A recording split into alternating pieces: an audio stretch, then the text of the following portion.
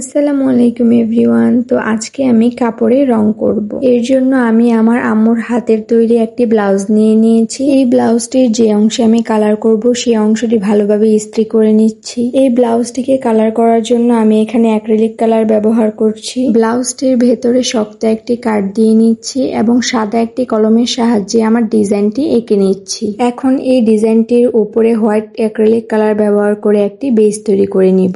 আমি ডার্ক কালারের উপর যখনই লাইট কালারের কোনো ডিজাইন করি এর আগে আমি একটি সাদা বেস করে নিই। এভাবে কাপড়ে কালারটি আরো সুন্দরভাবে ফুটে ওঠে। তোমরা ভিডিওতে ভালোভাবে লক্ষ্য করলেই দেখতে পাবে এই ফ্লাওয়ার গুলোতে এবং পাতাগুলোতে আমি অনেকগুলো ডিটেলস অ্যাড করেছি, যার কারণে দেখতে আরো বেশি সুন্দর লাগবে। আমার পেন্টিংটি প্রায় কমপ্লিট হওয়ার পথে।